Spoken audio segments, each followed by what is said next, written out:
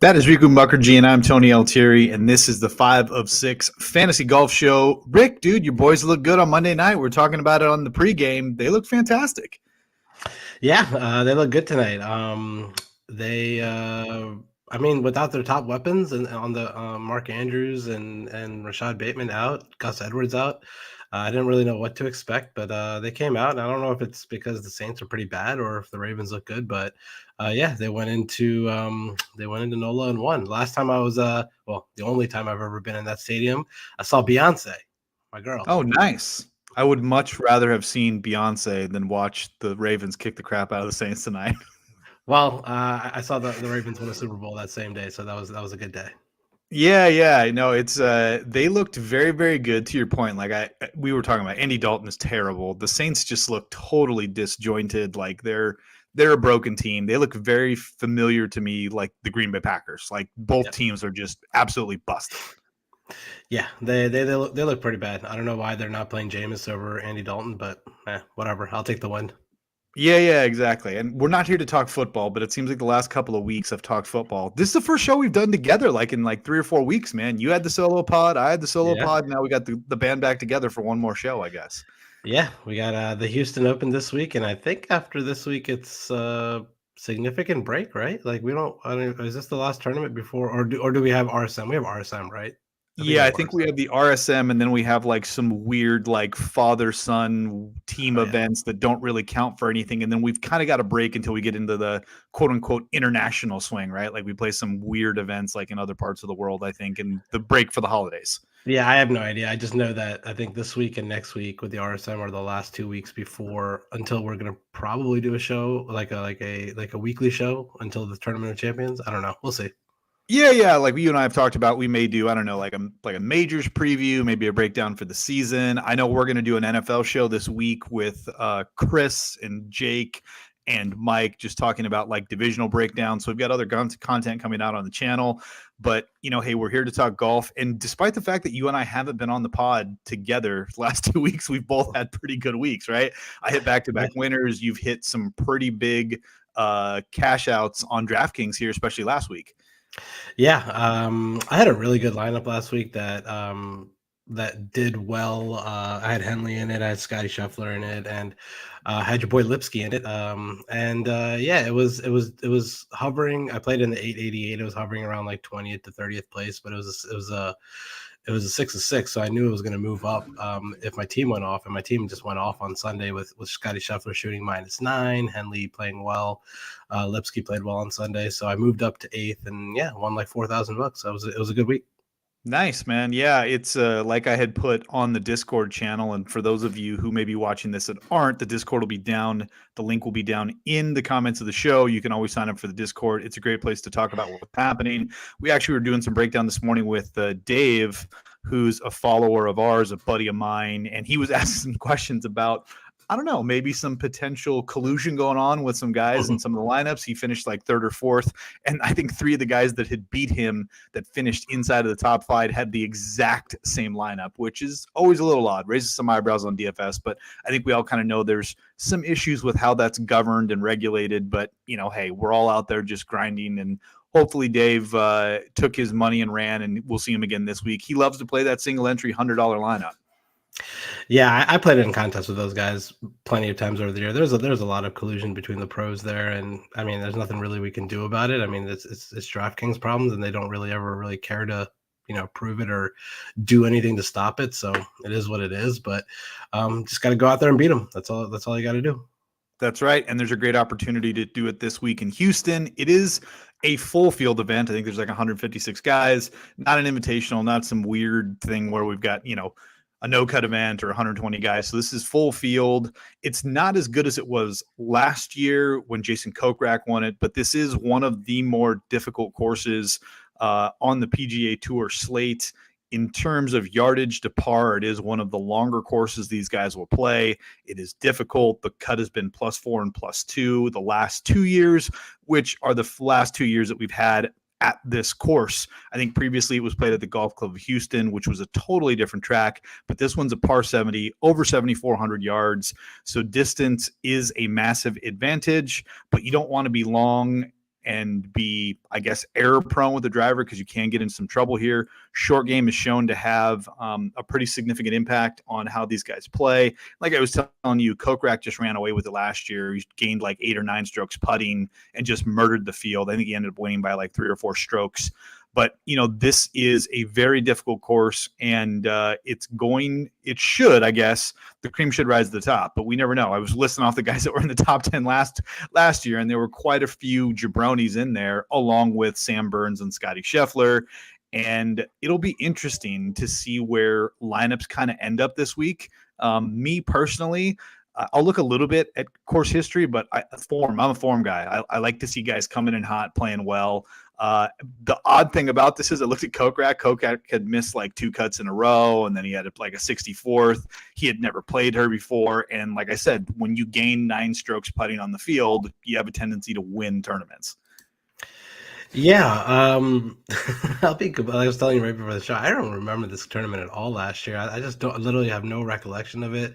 I just might have been doing something that week or not playing DraftKings that week. But yeah, from what you're telling me, pretty tough course. And I'm kind of looking at this field here for the first time today. I haven't really done much research, and I think we're going to try to attack some of these guys who I think play well in tougher courses that like to grind it out and stuff like that. And I think I have a good idea when it comes to the PGA Tour who those guys are. I've been following golf for a long time now, and yeah, like you said, 7,400 yards, long course. Distance is going to matter here, but like you said, we saw a bunch of no names at the top of the leaderboard last year. Kokrak's gone; he's not defending. He's at Live now, so yeah. I mean, like, what do you think? Stats wise? What are you looking at this week? Yeah, so when I built out my model, like I told you kind of off air, short game seemed to be correlated to the guys that finished in the top 10 and top 20. So I have short game in there, distance off the tee, just because this is such a long track. It's going to be a massive advantage. And then good drives. There wasn't really a massive correlator for guys who hit the fairways and who don't. But when I looked at good drives, guys who are in good position off the tee, those guys tended to do well here. So those will be 3 of the main ones. Bogey avoidance, like we talked about, scoring's kind of at a premium. So this isn't your typical birdie fest that we see like in the fall swing. So it'll be important for guys, to your point about grinding out pars, like guys are going to miss greens because approach shots are going to come from much longer distances. I think you're going to see a higher propensity to kind of see approach shots coming in from like 175 and 200 plus. So guys are going to miss greens. They're going to have to get up and down for par. The cut here, I want to say the last 2 years was +4 in 2021, and in last year in 22 it was I think +2. So that just tells me and leads to your comment, like you want guys who can absolutely grind stuff out, who can get up and down from sand, guys are pretty good chipping around the greens. Like all of that stuff's going to be important because you're just not going to hit every single green because those approach distances are going to be from much longer yardages. The other thing is when I looked at like the course breakdown, there's more holes that are 450 to 500 plus yards in the par 4 range than there typically are. So a lot of that yardage is wrapped up into the par 4. So par 4 scoring on some of those longer holes is going to be another big factor for me this week. And like always, approach is always probably the most heavily weighted stat in my model. I just think if guys can give themselves an opportunity from the fairways, like that to me correlates to success higher than anything else does.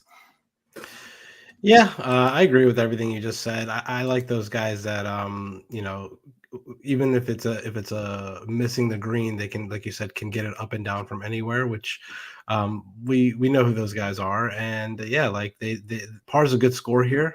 So those par putts are the 6-footers, 5-footers that are for par. Like those are the guys who we have confidence in making those putts. And yeah, I mean, this is the kind of thinking about it, this is the kind of event that I like playing the most, like the tough scoring kind of DFS is, just because there's a lot of lot less variance, I guess. Like in Birdie Fest, like people can just shoot like 61, 60 and like, it just totally flips the leaderboard. But if you make a good lineup and get 6 of 6 through this week, it's you're gonna cash. So it's a good chance for us to make some money this week. Yeah, no, and the other part of it that is kind of wrapped into the comment that you had is like DK scoring is at a premium. So it's like, Yeah. you won't have a bunch of guys scoring 80, 90 DK points. Like you get a guy that scores in the 70s, like that'll end up being a high scoring guy for this week because, birdies and streaks and all of the things that you get the bonus points for, those are just going to be very, very difficult to come by in a tournament like this. Yeah, finishing points are going to be very important this week. So get the winners. Absolutely. Well, let's go ahead and jump into it. We'll go right to the top of the board. Scotty Scheffler coming in. He's number one in my model. No big surprise. He's got pretty good course history here the last 2 years. It is important to note that Memorial Park Golf Course, I think, is the name of this place. It's only been in the circulation of the Houston Open the last 2 years. It was played at the golf course of Houston previously. Totally different course. It was par 72, like 7,000 yards, short, hit and giggle. This is not that course. So based off of the stat models, form, and then, of course, the course history here the last 2 years, Scotty Scheffler number ones, Burns 2, Finau second, Hideki Matsuyama 10-3, surprisingly. And then last week's winner, Russell Henley. I mean, I would guess kind of like our boy Seamus Powers was last week. No one's going to own Russell Henley. Probably no one's going to play Hideki because he has not been very good. So you've got the other three guys here, which should all be very, very popular. Who do you like above 10K, Rick? Scotty, I think he's my horse this week. He's a Texas guy. Obviously, has played, college golf at University of Texas, so he's familiar with this part of the world. And when it comes to a course where it's difficult and needs to grind it out, I think he's the guy that I look for in this situation. He obviously won at, API earlier this year and stuff like that, where, very, very difficult courses. And I mean, he's the highest priced player for a reason. Like you said, he has good course history here. He had a second place finish last year, 32nd the year before. Played lights out on Sunday, shot 9 under last week, and ended up finishing third last week. So Scotty's going to be my horse this week. I think he's going to, anchor my cash game lineup, anchor my GPP lineups. So I think he's going to be my favorite play up here. Besides that, I don't know. I like you said, I don't really like Hideki. He's not playing good. I don't like Henley coming off the win, even though he has good, decent course history here also with the 7th place finish last year. But I don't think this course really suits him that well. So if we're gonna go between Sam Burns and Tony Finau, probably go with Finau. He played pretty bad last week. I think it was just kind of like one of those like situations where it's like rusty, hasn't played golf in a while, so maybe he shook some of the rust off. He's had, he missed the cut here last year, so I'm assuming between him and Burns, he's probably gonna be lower owned just because people are going to see Burns being like 7th place finish the last 2 years here. So Yep. I think the ownership's going to flock more towards Burns in that situation. So I think I'd probably lean a little bit more towards Finau. I think this will be a good bounce back spot for him from pretty poor performance from last week. Yeah, it's funny, you mentioned Finau and kind of how he missed the cut last week. I mean, I want to say he missed the cut on the number after having a pretty bad, I think, first round and then a decent second round. Unfortunately, we don't have any of the strokes gained data from, Mayakoba, so we don't know how he was doing, if it was all with the putter, if he was ball striking, like we're not really sure. But, he has been a guy that has been very, very hot. He's been super popular. Obviously, he had the back-to-back wins in July of this year. So it's interesting. I do agree with you. I think a lot more people are going to lean Burns over Finau. So I think that kind of makes me want to go back to Finau, especially because a lot of people got burned by him last week. And then Matsuyama and Henley, I think, are just easy fades for me here. Henley might be the only guy that I might be interested in. He's been playing pretty damn good golf. Obviously, he won last week. And if no one's going to play him this week, like, okay, again, I the price point is ridiculous. 10 grand. Yeah, 10,000 is unreal. I know. I mean, you go back and look at where he's been priced here, like over the last month. I think he's been as low as like 73 or 7,400, and now he's 10K.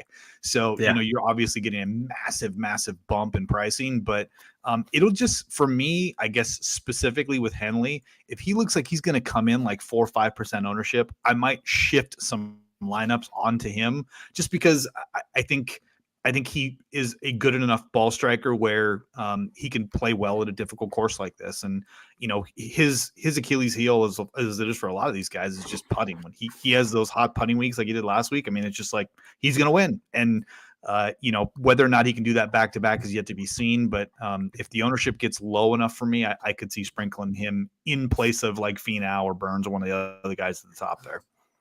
I agree. I think if the ownership is that going to be super low on Henley this week, I think I could roll with him. But like you said, $10,000 after he was what, like 7,500 or whatever he was last week is pretty. Yeah.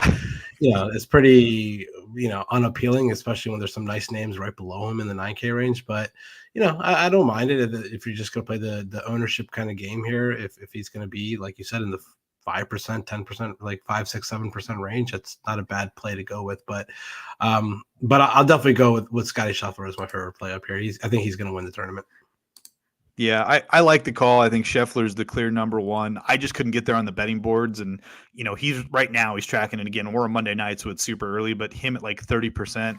Again, to your point, if he's your staple, your horse in the lineup, find another guy, find a way to make your lineup structure a little bit unique out there, right? So it's like, hey, if you're going to grab Scheffler, don't go and grab like Aaron Wise in the 9Ks who's going to be super chalky. Like take a Henley, take another guy in the 10Ks, or drop all the way down to like the 8s or the 7s just to try and differentiate your lineup and give yourself a little bit of like an ownership boost. Yeah, I agree with that. So yeah, let's move on to the 9K. All right, your boy, my boy, Aaron Wise, 9,900. He was very, very popular last week. I avoided him, and it didn't hurt me too bad, but he's been playing extremely well. Basically, all the metrics line up really well for him. He's a Texas guy as well. Taylor Montgomery, who seems like the new version of Tony Finau, cannot win, but just continues to get top 5s and top 10s. He's right there at 9,700. Jason Day, who's been quietly playing much, much better golf. But again, the way he's doing it is not the way that I prefer to select my golfers. I mean, it's all short game, it's all putting, and it just, I don't know. I can't go there, but he's been playing very, very well all the way down through. The guy for me that I'm most interested in is the guy who's got red all the way across him, and that's Tagala. Like looking at the ownership early, he's like 5-6% owned, and I just looking at the long-term form, I like the distance at Tagala. He mashes the ball off the tee, but it is also the spot where he can get the most, I guess, wayward. But Tagala is the guy I'm interested in. I'm interested to see how ownership matures over the week. I imagine like Joel Dahmen's going to be super, super popular. Wise will be popular. Montgomery will be popular.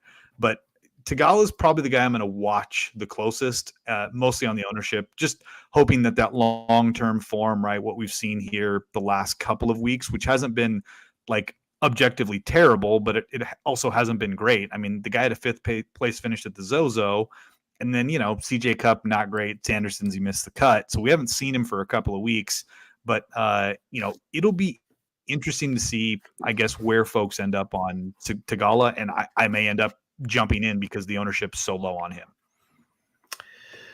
Yeah, I think I'm out on Tagala. I just need to see a little bit more from him right now. I think I'm going to go right above him, and I think my favorite play in this range is probably going to be Mav at 9,400. He, he's had a couple top 20 finishes here the last 2 years.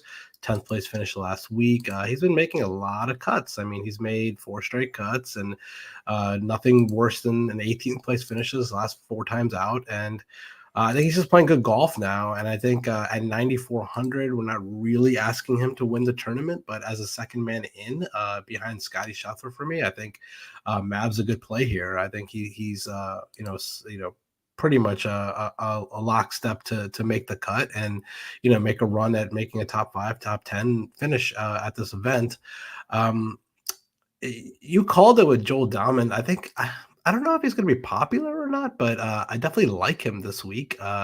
He placed finish here 5th last year, and he played really well last week. 3rd place finish last week coming into this event. So I could go back to him. Joel Dahmen's one of those guys where if it gets windy in those Texas winds and gets a little, difficult conditions where he has to grind it out a little bit, I kind of like that when it comes to Joel Dahmen. So for me, I think my favorite play here is going to be Mav at 9,400. My second favorite play is going to be Joel Dahmen, and my third favorite play is going to be Taylor Montgomery. I've just been playing him every week, and he just churns out top 10s, top 15s every single week on tour.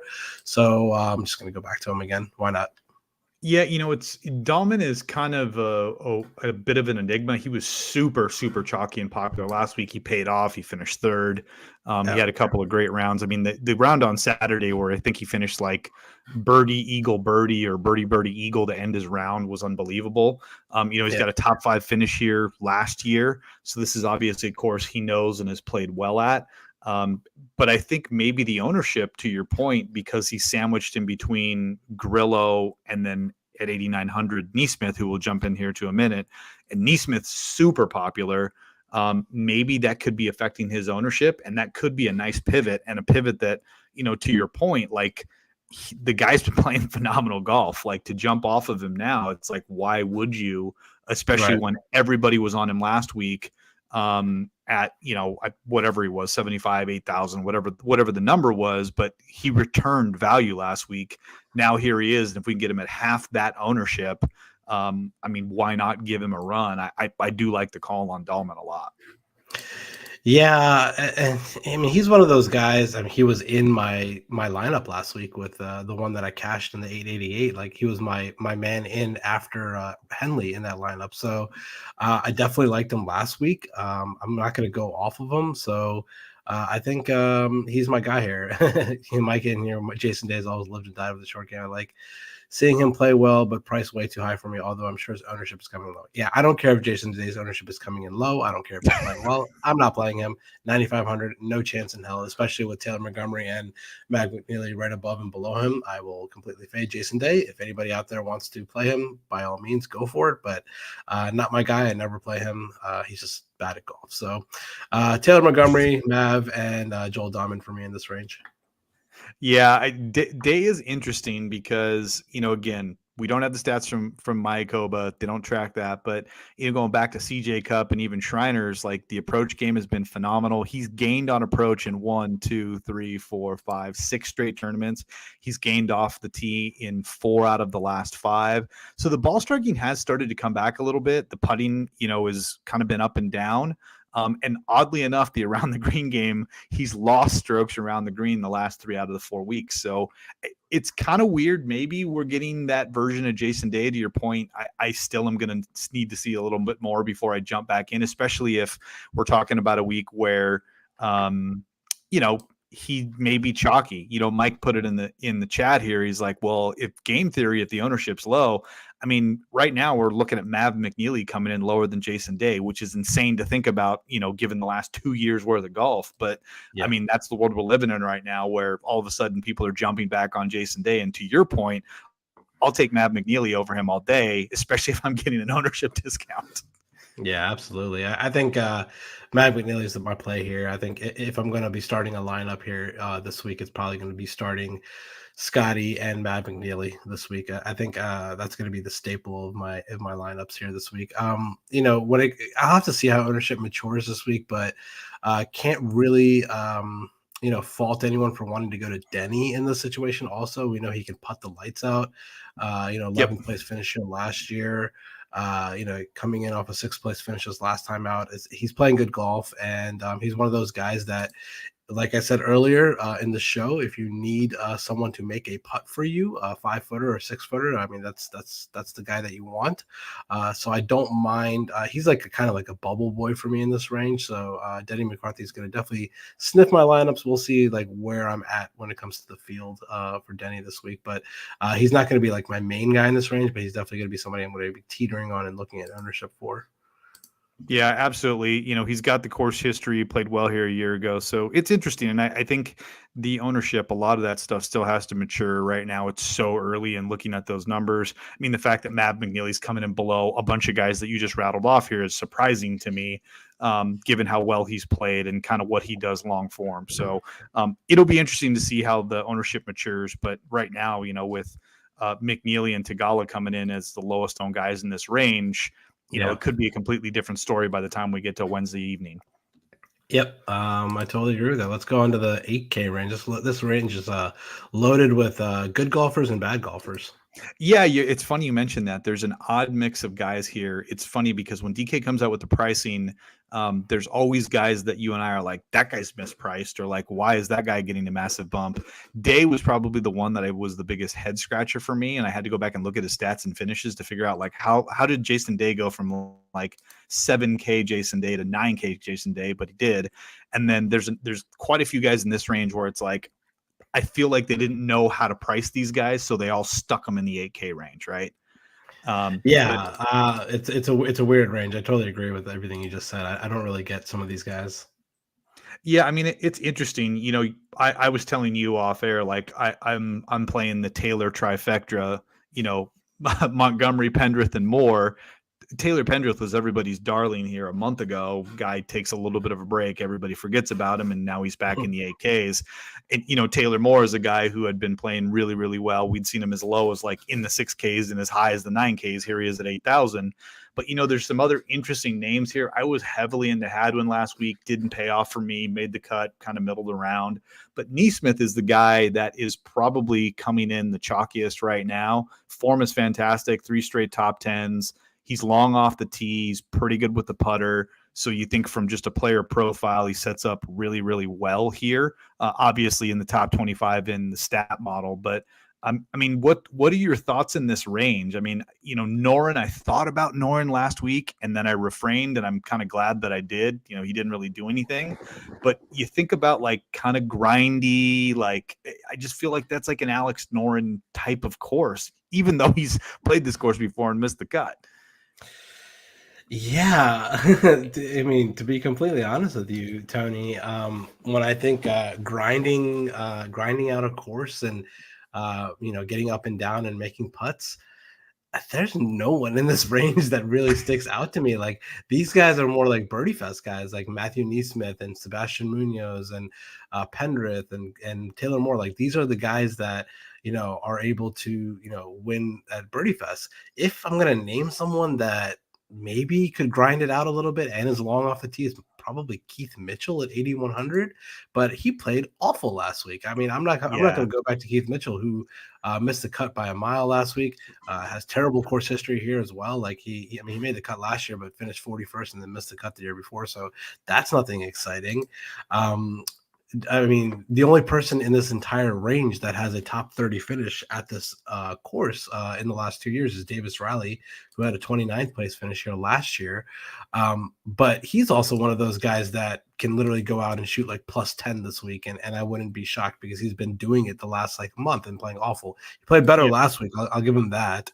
He definitely bounced back pretty nicely last week. Got a 21st place finish. But like I said, like that's like we said on the, we've talked about like guys that like playing in like areas of the world that they're comfortable with. I mean, I think that area of the world is comfortable for Davis Riley, where we were last week. But this week, I don't know, man. Like, I don't think I can go back to him. I mean, this range is probably a full fade for me. Maybe maybe I'll sprinkle some guys in here, like Matthew Neesmith. I mean, you can't deny his form, but he even has terrible course history here. Nothing great to go home with. So, yeah, man, you're gonna have to really convince me on some of these guys because I really don't like this range at all. None of these guys jump out to me. Yeah, I mean, the only guy that I'm interested to see where ownership comes out, but that I sneakily kind of like is the guy right below Neesmith, is that Siwoo. Just long-term form, like you think of tough courses, I feel like Siwoo just kind of shows up at tough courses and plays well. When you look at him statistically, over the last 24 rounds, it's not great. I'm not going to lie. The only thing he's inside the top 20 on is basically the good drive stat. But I mean, he's made 3 cuts. He's got a top 10 at the Shriners. He missed the cut here 2 years ago when he played at this course. But Siwoo's kind of one of those freak guys that he can like show up out of nowhere with zero form, like right off of the freaking bus and like go and shoot like 7-8 under. Like he's just that kind of guy. But he can also shoot plus 10. But he can shoot plus 10. There's been plenty of times on Shot Tracker I've been like, this has got to be a mistake. Like there's no way he hit 2 shots into the woods. But no, he did. He had 2 shots into the woods.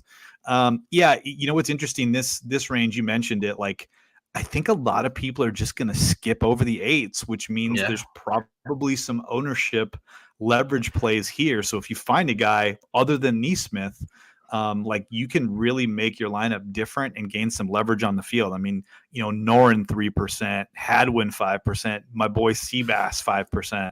So, there's some opportunities. It's just what can you stomach? Yeah. I mean, obviously, like we want to play the ownership game here, and we're gonna like want to play some of these guys. And since for the purposes of the show, I will obviously give out my favorite plays here in this range.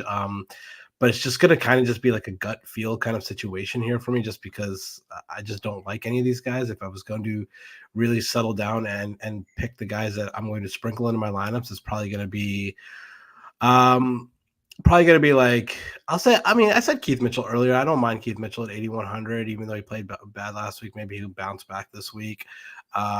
Taylor Moore, I'll say I've been playing him a lot this swing season, so I don't mind sticking him in my lineup.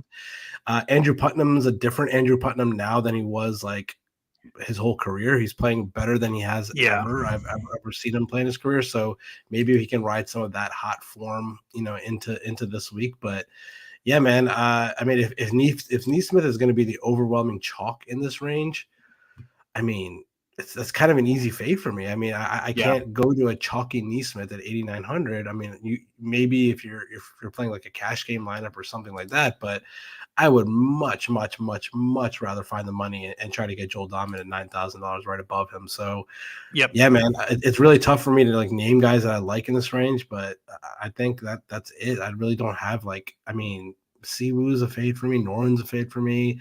Pendrith, I mean, he, like you said, he was playing well like during the end of last season, but he hasn't really, we haven't really seen him, and he hasn't been really doing much lately. And Davis Riley, I mean, the guy, I mean, I wouldn't be shocked if I look out there and see Davis Riley and Siwoo Kim are both in last place. On +6. Yeah, no, yeah. I know. Yeah. I guess if I was to rank this range, both the Taylors, Moore and Pendrith would be 1-2 for me. And then I'd probably go Putnam and then Riley. That would probably be in that order. The only thing that I worry about with Putnam is I just wonder if a little bit of the shine is off the pumpkin. Like maybe he kind of had his run and now he's cooling down. But I mean, he's number 1 in strokes gained short game in this field. He's number 6 in bogey avoidance. Again, this is over the last 24 rounds. He's top 10 in terms of good drives. Where he's just not very long off the tee. He's 125th in driver distance, but in a lot of the other metrics, par 4 scoring and approach, like he's top 25, top 30 in all those metrics. So he's been playing really, really well. It's just, do you think he's going to keep the train on the tracks for another tournament, or is it like the 48th place that he had last week? Is that like, I don't know, some kind of omen that the run's over? I don't know, but I guess I would say I would have to lean him over the other guys that you mentioned, Kim, Noren, Hadwin, Munoz. Are any of these guys even Texas? None of these guys are Texas guys either, right? Like I don't think any of these. That's a great question. I can tell you, sure as hell, Noren and Siwoo Kim are not Texas guys. Noren actually went to Oklahoma State, so he's kind of a Texas guy, but he's a regional guy. Yeah, he's a regional guy. But I want to say Keith Mitchell's. Is he an Oklahoma State guy? No. Keith Mitchell is like Southeast guy. He's a Florida guy. Yeah. Got it. Yeah. So yeah, I don't know the answer to that. I want to say Pendrith and Moore might be Okie State guys. I just think like everybody's Okie State guys because everybody came from Oklahoma State for like a period of like 10 years. Canadian. I don't even know where he went to, if he played college in America, but yeah, I don't think any of these guys are Texas. What the internet's for? See, Taylor Pendrith. Here, now I'm going to look it up because you got it. Pendrith College. I'm going to look up Taylor Moore College. Taylor Pendrith. Where did you go to school? Kent State University. Taylor in Ohio.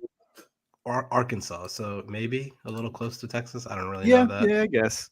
Yeah, I mean, nothing. Didn't you just go to Arkansas recently?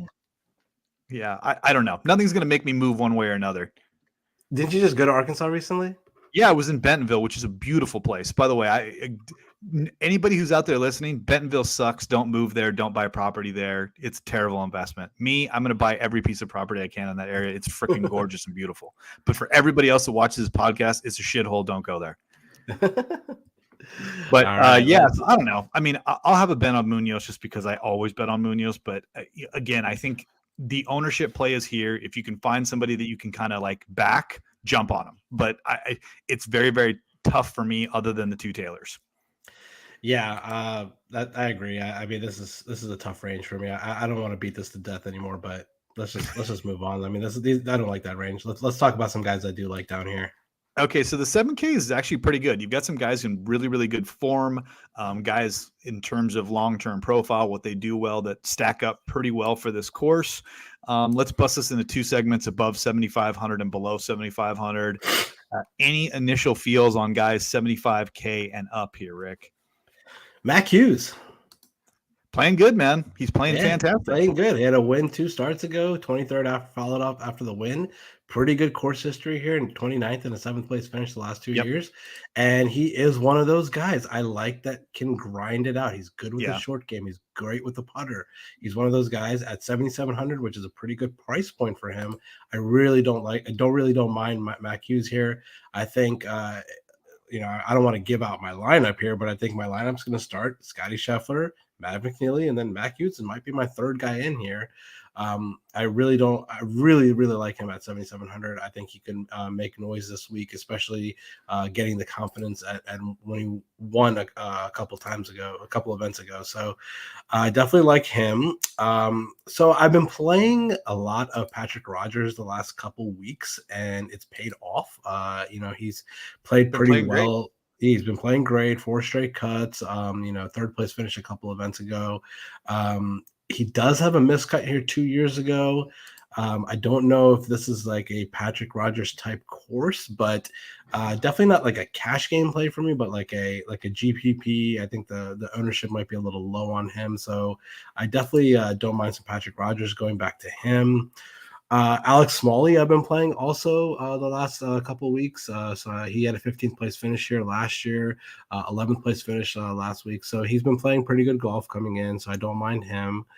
I think that's it for me, 7,500 and above. So I think for me, it's going to be favorite play is going to be Mac Hughes. Second favorite play is going to be Patrick Rogers. Third favorite play is going to be Alex Smalley above 7,500. What about you? Yeah, so I'll throw a couple more names that I like. I feel like Will Gordon's been trending. This guy was one of the best players coming out of the University of Vanderbilt when he came out, and it feels like it's finally starting to click for him. Super long off the tee. He almost stole it away from you last week. Yeah, he almost did. So Will Gordon for sure. Alex Smalley, who you mentioned, again, a guy that's trending. I'm just looking at how he's leading up to this. He had, I think, just finished outside the top 10 here 2 weeks ago at the Bermuda. He has a 15th place finish here, so obviously a place he's comfortable. And then the other guy that, again, he has been playing great, but he was ridiculously popular last week, and I feel like it's a good buy low area, is Aaron Rai. Like Aaron Rai, last year had a top 20 here, and he killed a ton of people last week. And so everybody's going to be off of him. So I like the buy low ownership break on Aaron Rai at 7,500. Yeah.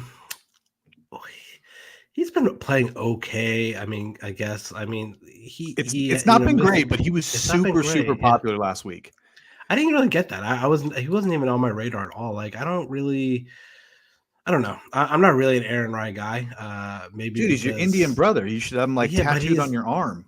Yeah, but like it kind of like annoys me that he's Indian, but he's like British. So like, wears 2 gloves and his head covers on his irons. Yeah. I'd rather get someone that actually has the Indian flag next to him. Give me some. I need some Lahiri back in my life. He's back. He's over on Live Golf playing, but making millions on Live. Yeah, exactly. No, I'm not really into an Aaron Rai kind of situation, but. Below 7,500, I got a couple names that I don't mind. Adam Long, 2 11th place finishes here. He's kind of one of those guys in my head that like if I was to ask somebody to grind it out, I think he's one of those guys that I like. Agreed. Let's see who else has been playing good golf. Brandon Wu has been playing like sneakily well, but he's kind of more of a Birdie Fest guy.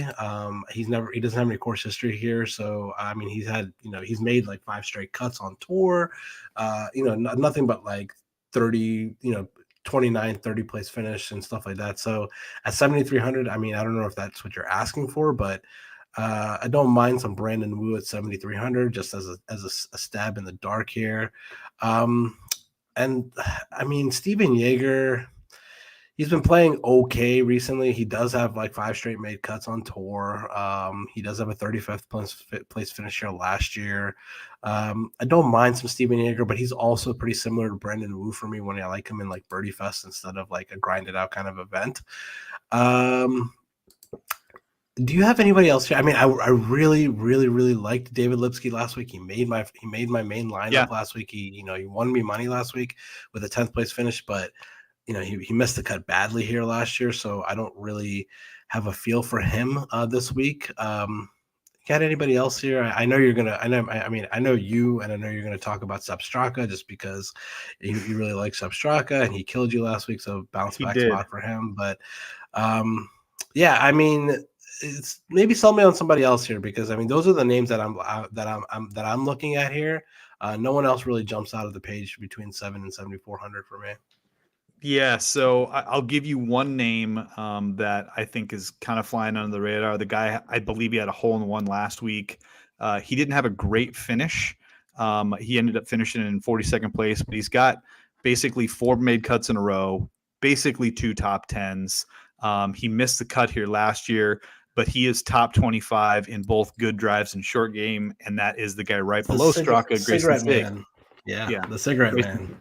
Yeah, Grayson Sigg. So I do like Grayson Sigg this week. I think he's also going to come in super low owned just because a lot of people don't know him. I'm curious to see where Lauer ends up. I think we're finally starting to see that just ridiculous streak of putting that he had finally maybe coming to an end. But, it's interesting because he's been very, very, very popular to see where he ends up this week. So those two guys, both at 74, I have my eyes on. And then the other guy for me that I'm interested in, just kind of, I want to see where ownership comes in. And you're gonna laugh when I say the name is Molinari. Like I knew you were gonna say Molinari, dude. I was this close to putting him in all my lineups last week, and after he came out and shot 7 under, I wanted to put a gun in my mouth. And then he went full Molinari, right? He finished dead last. But again, he's got a 15th place finish here 2 years ago. So I don't know, 7,100, maybe if I need a guy down there. You've also got like Russell Knox, grinder. I mean, you talk about a guy that grinds. Russell Knox absolutely grinds. Yeah. And he's been playing decent as of late. It hasn't been great. But yeah, I mean, Bo Hostler, maybe the Texas narrative is $7,000, but there's not a ton to be super pumped on. I'm not even going to mention Luke List or Gary Woodland. I'm not even going to throw them out there. But I was waiting for you to mention both of them. No, I know I'm not going to do it, dude. I'm done. You stole my Lipsky thunder. I'm not going to go there, but I'm not going to mention Woodland or List. I'm not even going to go into that whole narrative. Okay. I might go back to a little SH Kim. I mean, I was playing him and then he started playing really bad, and I'm kind of like soured on him a little bit now, but sure. I don't really know that much, like if he's more of a grinder or more of a Birdie Fest guy. I assume if you're coming from, I just assume everyone that comes from the Corn Ferry Tour, like the Corn Ferry Tour graduates, are just Birdie Fest guys. So I don't really know how I feel about him this week. So, maybe a little sprinkle here or there. But one guy that we didn't talk about that's been playing like sneakily, like good, like coming into this like event is Danny Willett, but he has 2 missed cuts here, or like he had a withdrawal here 2 years ago. But he's been playing okay. Like he has, he's made 3 out of his last 5 cuts, and he had a 2nd place finish in there, a 21st place finish in there. So he's been playing okay sneakily the last month or so, but terrible course history here. Just a sprinkle or a dart if you want to throw some Danny Willett into your lineups. I wouldn't hate it, but it's just like a 2% kind of play in your lineups. Yeah, the other 2 guys that, again, just for the sakes of mentioning, since we're kind of going through the board here a little bit, Brendan Steele's been playing pretty good golf. He's got a couple good finishes here in a row. You think ball striking like Brendan Steele, more of a Birdie Fest guy for me, but again, ball striking at a premium. Brendan Steele is a ball striker's ball striker. And then right above him, but the same pricing, Martin Laird. Laird's been playing really, really good. I know he's missed 2 cuts here at this event, but again, he is a grinder, weather, wind. Like he's from Scotland. That's how he does it. So not a birdie fest guy. He's one of those guys that tends to play better, and where you got to go 8, 9, 10 under to win. That's more Martin Laird. So I would say those two guys might be options as well, kind of sandwiched right around Danny Willett, who you mentioned. Okay. All right. I think we beat the 7K range to death. Let's wrap up the show with the 6Ks. All right, down here, the one guy that jumps off the board to me just because he's been playing great is Ryder right off the top. And my assumption is he's going to be the most popular guy in the 6Ks just because everybody's been watching him basically at the top of leaderboards here the last few weeks. So Ryder to me is the guy right off the top of the board in the 6Ks.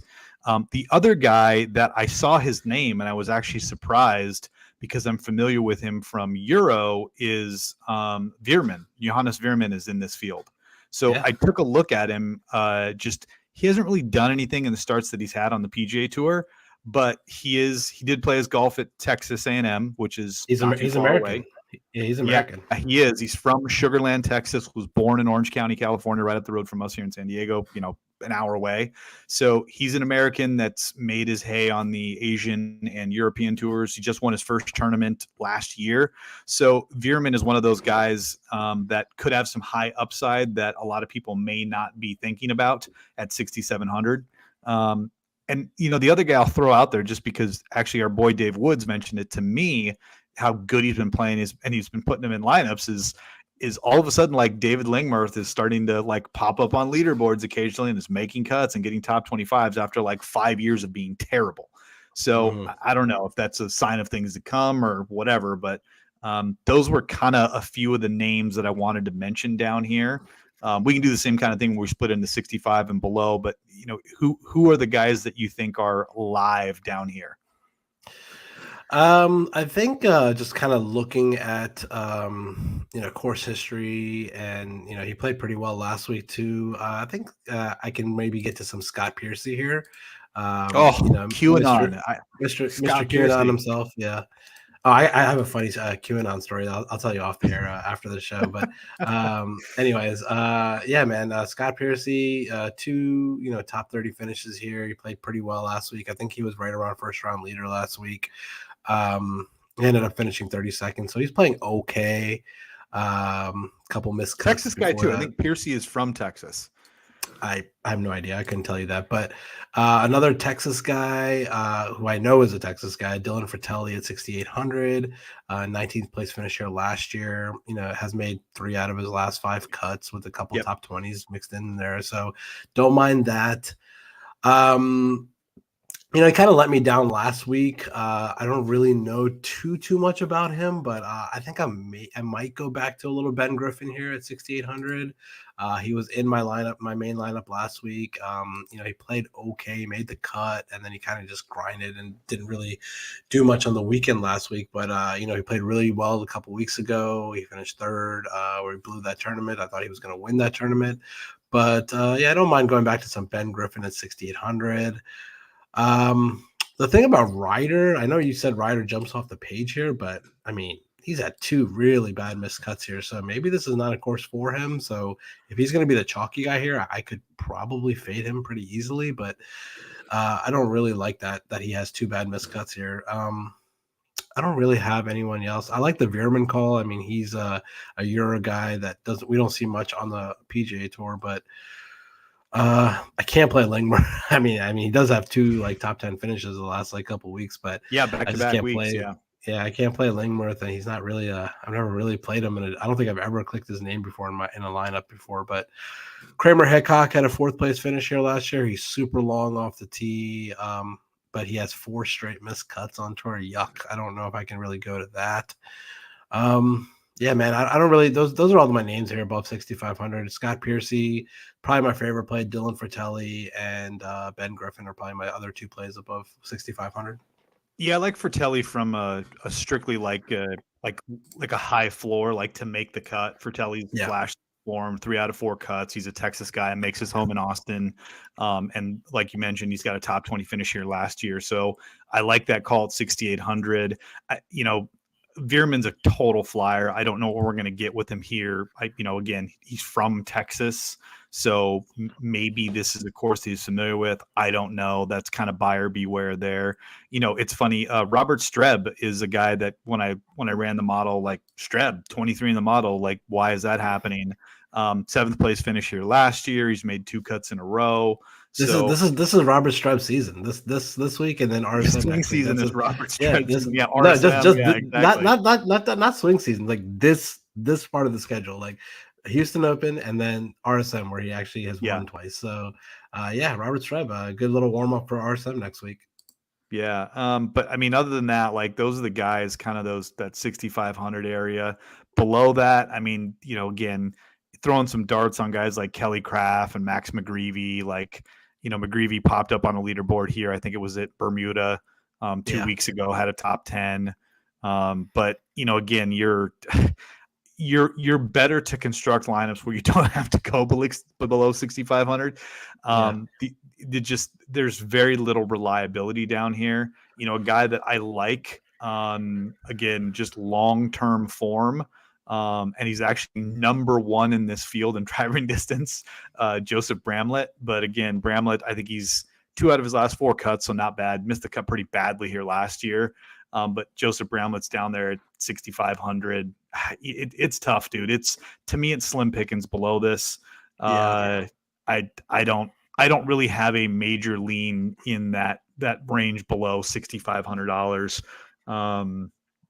I don't know. Is there anybody that's worth mentioning?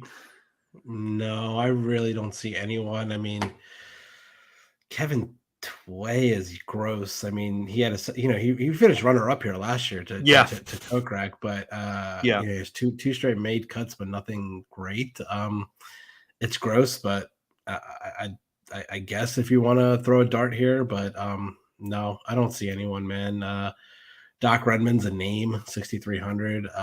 We haven't seen Doc Redman in quite some time. Yeah, I don't really know what he's been up to, but oh, here's a name for you. Let me see what he's been doing. So he had a 20. Okay, I mean he's 2 out of. Never mind. I was gonna say Austin Cook at 6,400, but I don't really like that anymore. Yeah, he's Austin Cook. He's been not great. Yeah, not great. I don't really have anyone below 6,500. I'd probably just avoid this range completely. Yeah, I guess if I was to throw a dart on anybody, like I like the Austin Cook call just because he's a name. Maybe long-term form of Doc Redman. Again, to your point, I don't know what the hell he's been up to. And then I guess if I'm just looking strictly at my stat sheet and looking at like what's there, probably Kelly Craft or Max McGreevy below at 6,300 apiece, just because both guys here have played well. And, Max has been at the top of leaderboard recently here. But again, there's nothing to write home about in this range. Who is Augusto Nunez? I've been seeing his name like pop up from some like guys that I follow. Like they played him last week in the 6K range. I don't know who he is. Like I've never heard of his name before in my life, but he doesn't look anything. Nunez. Well, I'll tell you this much: he's a professional golfer, and his picture when you pull him up is freaking hilarious. Like the first picture that pulls up on Google, it looks like the dude is wired on cocaine. Like it's amazing. It's a great picture. Interesting. Okay, well, I'm not playing a guy wired on cocaine. To answer your question, Mike, about Stewie Sink, 2 pretty bad missed cuts here the last 2 years. Playing okay golf, 3 out of 5 made cuts. Nothing to go home about. I think I'd rather take I think I'd rather pay up and try to get Fratelli or go down to, or no, at the same price point at Scott Piercy. So I think those are my plays. I think I don't really like Stewart Cink here. Yeah, I mean, old man golf, Stewart Cink.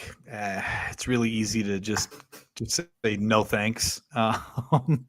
With that being said, like there's some other guys in that range. Why does Chesson Hadley pop in your model? Like, what has he been doing? Oh, dude, who knows? Okay, so he's made 2 out of his last 3 cuts, and statistically, according to the stats, he ranks out pretty well. He's top 10 in approach, which he's a pretty good ball striker. He's let's see here. What else is he? He is also just on the outside of the top 10 off the tee in good drives. He's 11th in good drives. So in number of like the stats that I have mixed into my stat model, he ranks fairly high because I always lean ball striking, and he's a pretty good ball striker. And like I said, 2 out of the last 3 tournaments, including a 17th and the 37th. So I think that's probably why. Okay. All right, that's enough of the dumpster. I don't really have anybody else down here. Yeah. Any early leans on bets this week? I told you I got an early 25-1 on Finau, which was insane. It's like 18-16 everywhere else right now. But Let me pull up the betting board here.